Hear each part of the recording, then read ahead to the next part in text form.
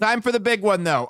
Trump has officially brokered a deal between Israel and Hamas. Campaign promises made, campaign promises kept. He posted on Truth Social earlier in the week. I'm very proud to announce that Israel and Hamas have both signed on the first phase of our peace plan. That means that all of the hostages will be released very soon, and Israel will withdraw their troops and to an agreed upon line as the first steps toward a strong, durable, and everlasting peace. All parties will be treated fairly. This is a great day for the Arab and Muslim world, Israel, all surrounding nations, and the United States of America. And we thank the mediators from Qatar, Egypt, and Turkey who worked with us to make this historic and unprecedented event happen. Blessed are the peacemakers. Donald J. Trump, President of the United States of America. He did not sign off with thank you for your attention to this matter.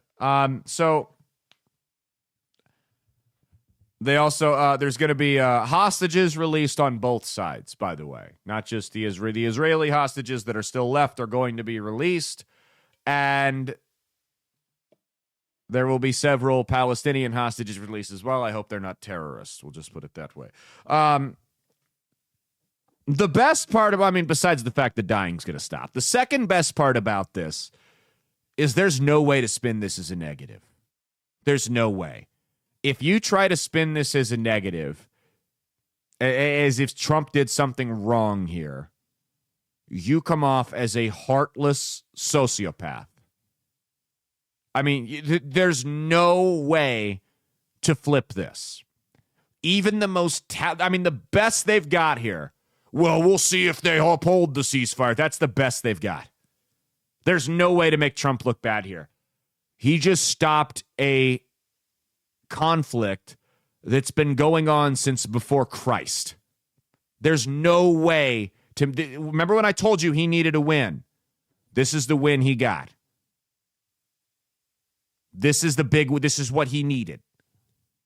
And typically when you get your first big win, whether it's in politics, in business, whatever, school, whatever, you get a little bit of sports, you get a little bit of momentum behind you, and the dominoes kind of start to fall. You ever see a team that's kind of not that great to start the season off, and then they go upset somebody they shouldn't have beat, and just all of it seems to kind of click at the same time, and they go out and they win 3 or 4 games in a row? That's kind of what I'm predicting is going to happen with Trump here. I bet we get some movement on the Ukraine thing and a couple of other deals coming up here pretty soon.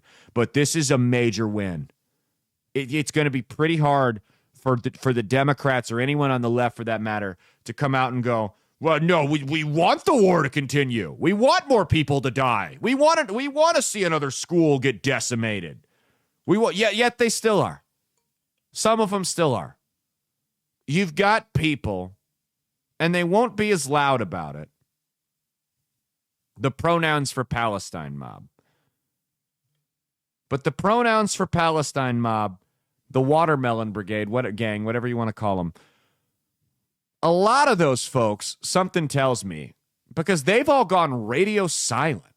It went from don't stop talking about Gaza, don't stop talking about Gaza, don't stop talking about Gaza, to they all stopped talking about Gaza at the same time.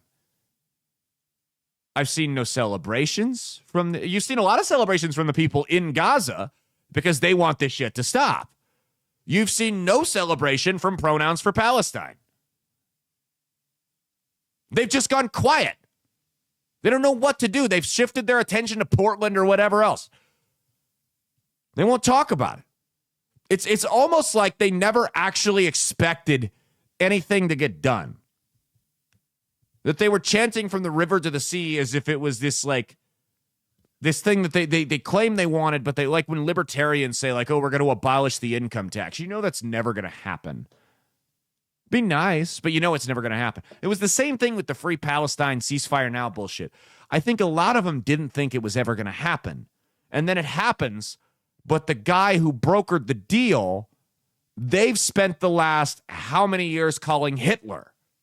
Because that's what Hitler does, right? As we all know, Hitler was very famous for being very much concerned about the safety and well-being of the Jewish community and Arabs. Hitler really cared about Jews and brown people and wanting to see both sides stop getting killed. That's Hitler. I mean, we all know that. So they don't have a way to spin this. And instead of celebrating and giving Trump credit where it's due, because they can't do that, they've just gone quiet. They'll either say, I'll believe it when I see it, which is a fair take. But for the most part, 75% of them have shut up entirely. And there's a reason for that. They don't want peace.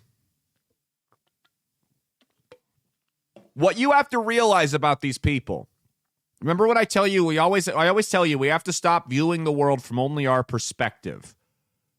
Right? People have different ways they look at things, and these people are some of them. This cause, for the most part, the people you see going out to these rallies and posting incessantly on Facebook, they don't have a whole lot going on for them. This is it. This is their thing where they get to feel like they're part of something greater. They don't go to church. They have dead-end jobs.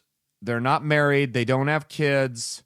They don't have any real hobbies other than showing up to these protests. They don't want peace in the Middle East. I really think a lot of them don't even see the human. They don't see the people in Israel and Palestine as actual human beings. They see them the same way you look at people on a TV show. Oh, he died. That's sad.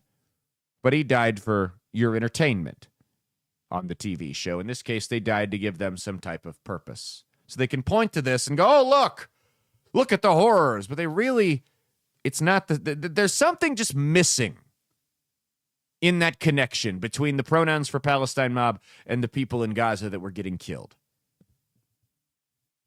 They don't want peace. They want an excuse for chaos. I told you when this thing started, these riots you're seeing, people shutting down entire highways, it's not about Gaza. It is about an excuse to behave lawlessly. Pronouns for Palestine is radio silent right now on this peace deal for the same reason that BLM could never actually articulate what type of police reform they wanted. You remember that 2020? Oh, we want police reform. We want criminal justice reform now. We got to fix the justice system. And you go, okay, what do you want to do? And nobody could give you an answer. Nobody could give you a straight answer other than outright abolishing the police. Because BLM was never about actual criminal justice reform. BLM was about making the people at the top money like a pyramid scheme and giving the people on the bottom an excuse to behave lawlessly because they did not have healthy outlets in their lives. It's the same thing here. The Pronouns for Palestine group did not give a rat's ass about Palestine. They did not want peace. They wanted an excuse to go out and do something. They wanted to feel like they were a part of something greater than themselves, which is really sad on its own if you think about it. They don't want peace for the same reason Tom never kills Jerry. Because if Tom kills Jerry, the show's over. Now, here's what I saw that pissed me off about this. As more details started to come out, we see Hamas told Trump that the hostages would be released, and I quote, Monday or Tuesday. The hell does that mean? What the hell? I mean, these hostages, these Israeli hostages, these are human beings that have been tortured now for over 2 years. And we're just, sure, we'll get them in a couple of 2-3 business days. You know, we got to get the shipping ready. We act like it's an Amazon package that's delayed. Absolutely not. Absolutely not. If I'm Donald Trump, I say, okay, how about this? We get them Saturday, or the deal's off, and I'm telling Netanyahu to go finish the job. I'm letting the dog off the leash. You're sitting in front of my house, talking shit, making a nuisance out of yourself, yelling at me, calling me names, throwing eggs in my fucking garage door. The dog's getting let off the leash if you're not off my property in 30 seconds. The dog wants to rip your face off. You can see him. He's right here. I got him. He's snarling. He's foaming at the mouth. He's ready to rip you limb from limb. But I'm the only thing holding that dog back from you, protecting you from your demise. You can get off my property in 30 seconds, or I'm letting the dog go. I am so sick and tired of playing games with this part of the world. I'm so sick and tired of our involvement, period, there. If this does not work out, if this doesn't work out, if either side of this issue fucks around and bombs somebody or whatever, I don't care if it's Israel or Palestine, you pull all your money and all your involvement out of both of them. We're done. We're done wasting this time and energy. We have our own problems here. You guys fight it out and go figure it out for yourselves. We don't care anymore. Israel, you want to start shit? We're done. The money's gone. We're not helping you. Palestine, you want to break the ceasefire? Hamas? I'm going to tell Netanyahu